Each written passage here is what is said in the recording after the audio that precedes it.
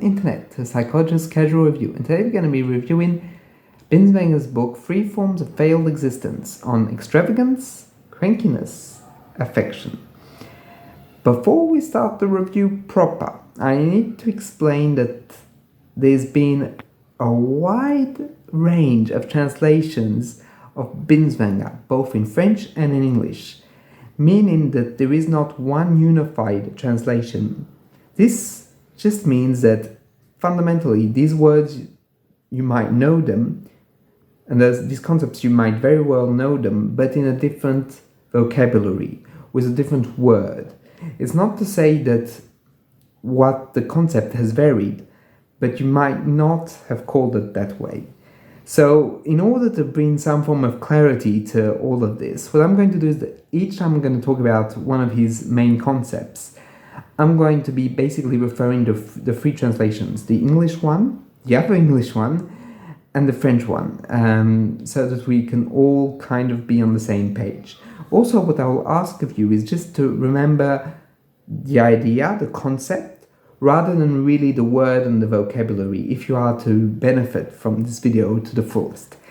So, what is this book about? This book is comprised of 3 essays, in which Binswanger is going to talk about how humanity and humanness of the individual, how their existence can misfire or misuse. So the English translation is failed, but I much prefer the French one, which is missed, because I feel that the French one nails the phenomenon better, that something has been not there, or has been just, could have been there, could have, but didn't, that there is something that is missing in the existence, which I find to be more clinically true than failed, as failure implies that there was an aim and that the aim broke or wasn't there. So both of them can be used, but I felt that miss is much better, nails the point of Binswanger even more. So what are the 3 missed parts of existence for Binswanger? Well, we have extravagance, in French also called présomptueux, présomption. We have crankiness, also called distortion, and funny enough, Binswanger himself talked about distortion in English in the text. So why did they go for crankiness? I think I have an idea, but I'll talk about it when we get there. And the third one is perversion. So this one I'm going to exclude virtually directly, because in French it has a very specific meaning. So, and I feel in English perversion revolves around sexuality as well. So not necessarily a bad one per se, because as we will see for the concept, but not a very good one either. And last one, affection, which in French is called Mannerism. So there we go. So we're going to start with extravagance or presumption. So for Binswanger, the extravagance is linked to the fact that the individual that is experiencing psychosis is going to be engulfed by an ideal shape, an ideal form of his being. That in a way, what he gives as a metaphor, very interestingly enough, is this idea that something is going to transcend the individual, that he's going to be alleviated, like as if he was building a skyscraper that was so tall that it would collapse onto itself, because it's tall, but it's not backed by a structure, by, in a way, enough space. So there's a height that's too high with a space that's not wide enough, Binswanger. So what does that mean? What does the metaphor mean? That means that the person elevates themselves through the delusion to a point where their being is untenable. That the delusion that's trying to extirp them, to take them out of their situation, of their form of humanity, is an extraction that is artificial and that will inevitably lead to a breakdown. We can think about decompensation, of course, but it's the fact that what is happening is that the delusion is pushing the individual to heights that are never to be attained. A bit like Icarus in the myth, that he flies too close to the sun and then his wings melt. It's the same kind of idea that we have in Binswanger's fairy, that in a way the person goes too far with his being, with his idea. And we can see in delusions that it's often the case that the individual feels that they can do everything. For example, Binswanger gives this wonderful example of maniaco-depressives. In the mania phase, or in the hypomania phase, they feel that they can do everything. They, in a way, become extravagant in their being, but it's an extravagance that can only collapse on itself. And I felt that that was a very good point. A collapse that would go into a depressive phase or a depressive position that he then says is just the result of the being, of them building and extracting themselves beyond humanity without being rooted in their sense of existence. A rootedness that for him is linked to being with others, but also love. As love is the one thing that binds us together, that makes us human. When we start a delusion pulls someone out of that, it makes them idiosyncratic in the fact that they start to believe their own fairies, their own versions of things without being connected with others, without having that connectiveness. And we can see that in delusions, often there is a sense of grandeur that's there. There is a sense of having the truth or understanding a fundamental absolute truthness of humankind that has eluded the whole of our species. And we can see that this is completely what Binswanger is talking about, that it's something that goes beyond anything that was ever built by anyone else. But by doing so, there is a price, there is a cost. It's the fact that it's artificial, that elation will only ever go down and spiral down. And that's the risk of the delusion. It brings you up, but it makes you crush down as well. So therefore, there is a miss in experience, in existence, because the person cannot reroot themselves. They can only come crashing down to earth. And that crash is cause of immense pain and suffering, both for themselves, but also for their environment, family, friends, and so on and so forth. So here, in this idea, is that this ideal that elevates them, that makes them bigger than they are, is something that, in a way, cannot be stopped. But if it were, it would help the individual stay on the same level as everyone else and help them create bonds and links with others, instead of extracting them and making them fly above mankind, only to crash as Icarus. So that's a very interesting concept, and I felt that clinically it holds down incredibly well, that delusions do, rip out someone of the common experience of mankind, and therefore makes them, of course, unique, exceptional, and special, but also prevents them from identification and from being able to connect with others. So it's a very good point. And I also felt that the space, the length and the height idea is a very good one, as delusions at first can seem, at least in terms of bipolar disorder, to be wonderful. The manic and hypomanic phase are seen as an elation of the whole being, as a state where it becomes incredible, powerful even. But all that relies on an illusion that can only collapse. So very, very interesting. And I think that spins psychiatry in a new, interesting light.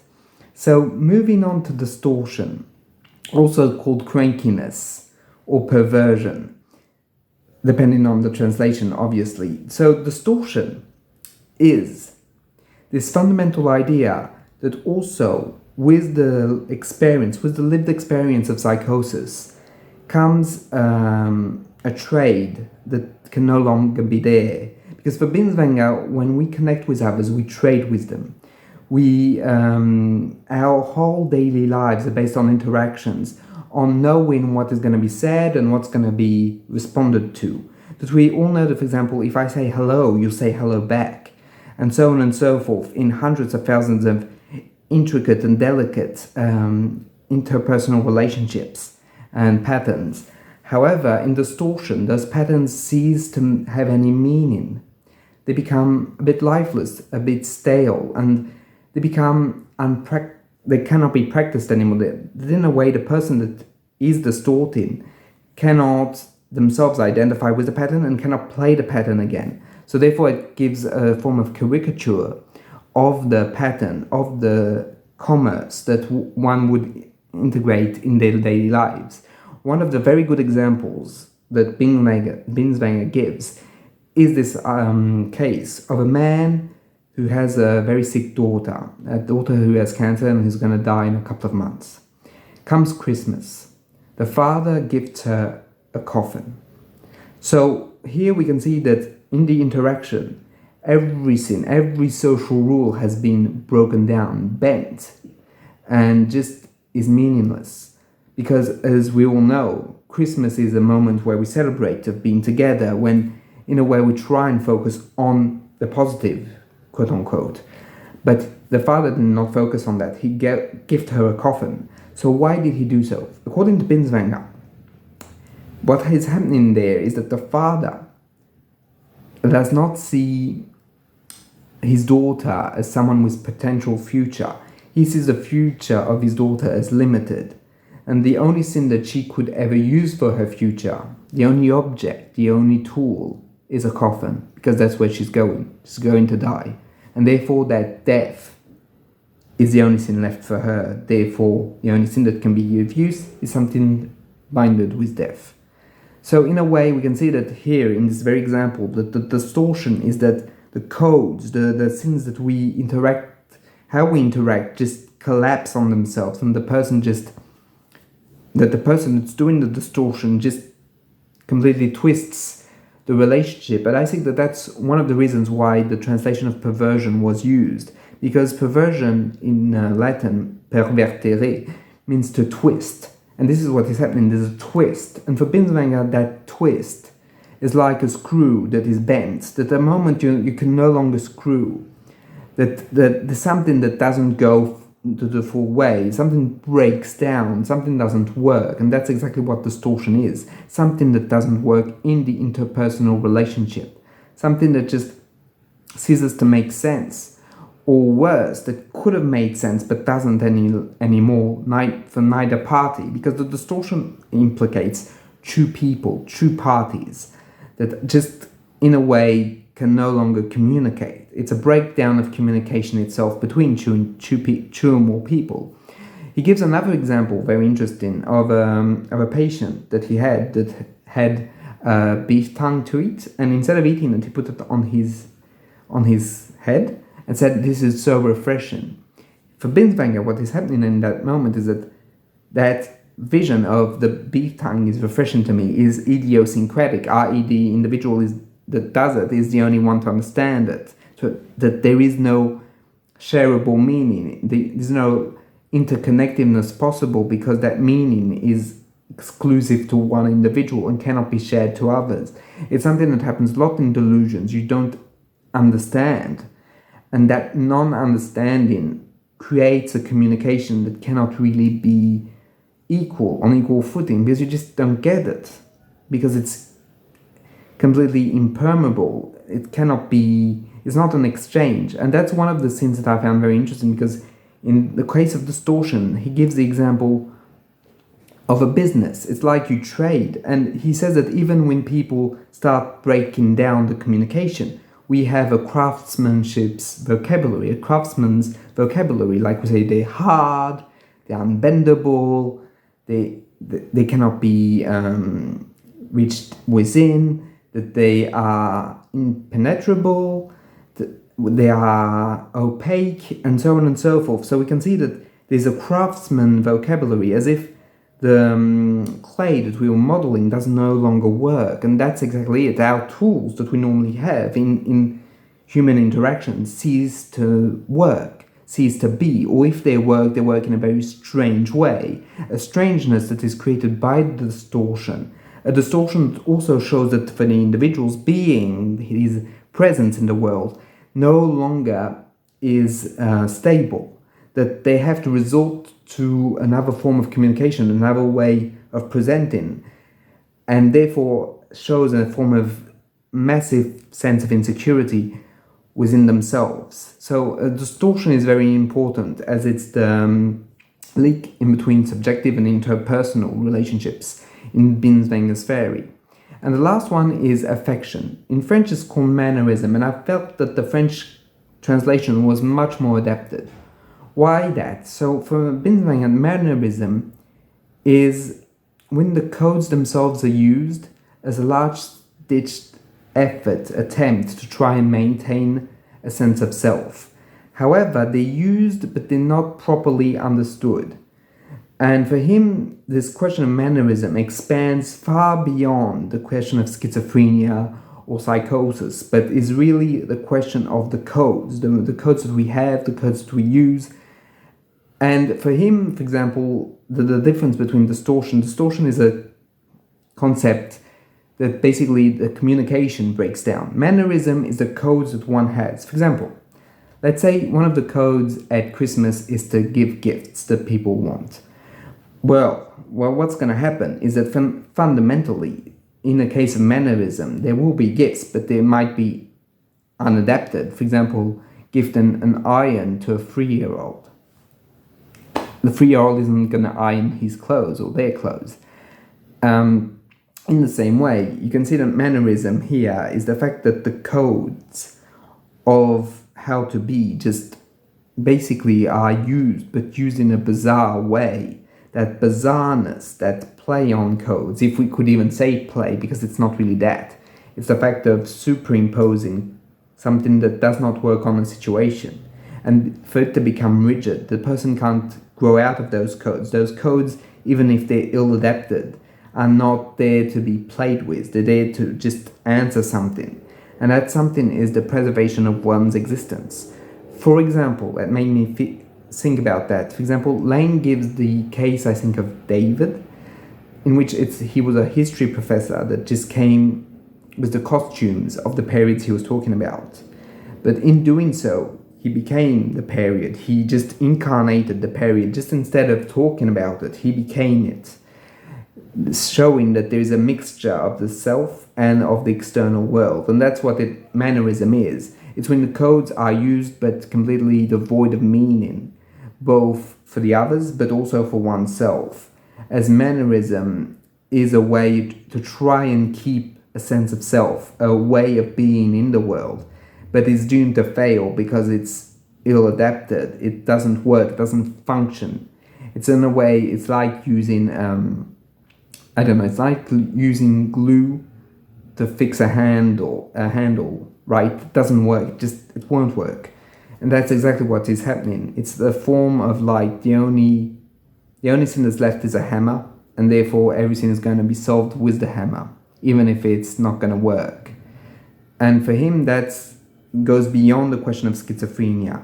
It enters the question of human civilization, as at every epoch will have mannerisms, like art might have mannerisms. There might be codes that are used dogmatically, rigidly, and are inadapted, and are void of meaning, that the person that uses them without understanding the meaning or without having meaning to begin with, as if meaning was emptied out.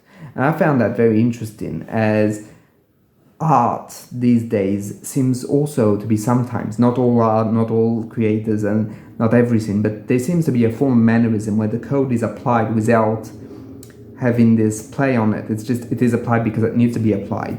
A bit like the algorithm, for example, on YouTube. People do what they do, but they don't do it because they want to, because the code is good, but because they need to do it. Therefore, the algorithm forces us to use mannerisms in ways that are unnatural, and that's exactly what it is. Of course, Binswanger never talked about YouTube, and that was far after his time. But, and the very important question, and the very important sin, is that mannerism prevents the individual from engaging in humanity in a way that can help them. Instead, they're using a tool that is no longer adapted to their situation.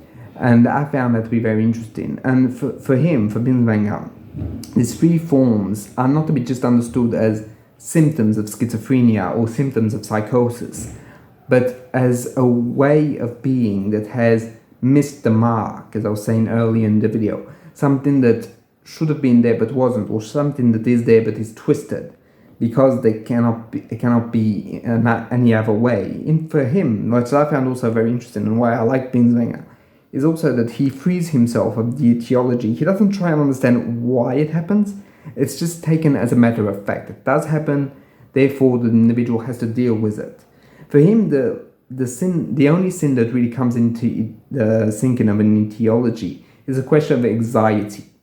Because for him, what is at the core of all psychotic and perhaps even all human symptoms is anxiety, a deep sense of anxiety. And in the case of people who have schizophrenia, their anxiety pushes them to try and adopt a form of being that doesn't work neither for them nor for others, but is there because it's the last-ditch guarantee of a being, and that guaranteed being is still better than no being at all, and still better than complete collapse. And for him, that's the only form of etiology that he does. Beyond that, he doesn't. So therefore, I felt that he was much freer in his writing, in his essays, than other psychiatrists, psychoanalysts, psychologists that always try to root it back to a cause. He doesn't. He doesn't even try. He's there in the phenomenology, i.e. the lived experience of the people that he's talking about or he worked with, and he's there to try and give an existential understanding of what is happening, i.e. an understanding of, at the very core of themselves, what is occurring. And that was very, very enjoyable and a very good read. A hard read, very hard. If you're a layman, I would absolutely not advise to read Binswanger because he's very technical. He talks about the psychiatry of his day, which was much more technical, much more rich than nowadays. But if you're interested in anything phenomenology related, this book is a great read and I would highly recommend. But not if you're a beginner, right? So, if you have any questions, anything you'd like to ask, feel free to do that in the comments. I will see you in the next one.